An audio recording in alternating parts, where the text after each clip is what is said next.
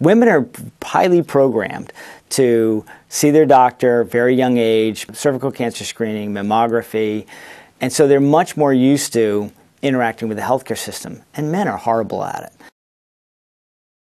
That being said, so what do men need to be screened for? The biggest one is cardiovascular disease. At the age of 40, somewhere between 40, 45 years old, men start to become less active, they start to become more sedentary, and they start to gain weight. And this is probably the biggest risk that men face today. And that risk profile is determined by your family history, by your cholesterol, by whether you smoke, and whether you have high blood pressure. And those are the key variables that are important for the cardiovascular risk screening. At the age of 50, we start worrying about things like colon cancer screening, and that's when a colonoscopy or other tests for colon cancer need to be started. Prostate cancer screening needs to be highly individualized, and this is a conversation that you need to have specifically with your primary care physician around the risks and benefits of prostate cancer screening. The prostate cancer screening is as simple as a digital rectal examination examining the prostate, but may also include blood tests such as a prostate-specific antigen. In women's health, there are several important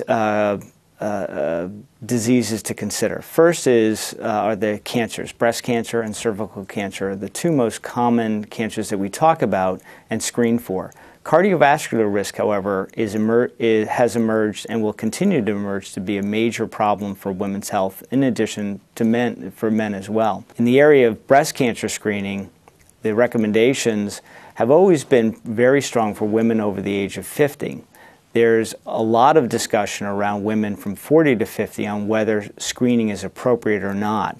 And this is where the real message to women is to talk with their physicians about what are the risks and benefits of undergoing screening, such as mammography, when you're between the age of 40 and 50. On cervical cancer screening, the recommendations are women over the age of 21, and again, the risks need to be discussed individually with physicians. Cardiovascular disease, there are now pretty sophisticated tools, statistical tools, and they come in the form of a questionnaire that doctors have access to through the web.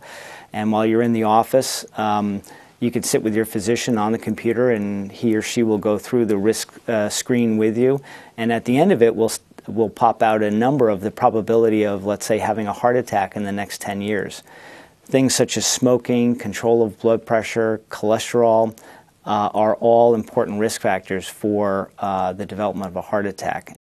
But there are a large number of people who are actually not obtaining any health services at all. And those individuals, it's very important to make it easier for them to access the system, to get in, to reassure them and reassure that if they have any fears or concerns regarding the test, that it's actually safe and that they can undergo the test in a relatively simple way. Getting in to seeing a doctor, and even getting in to see the nurse practitioner or the physician assistant or the nursing staff working in a primary care practice, all of the members of the primary care team have been pretty well versed on the benefits of screening such as mammography and cervical cancer screening, that even talking with any of those individuals is a great segue into the conversation ultimately with your doctor around the benefit of health screening.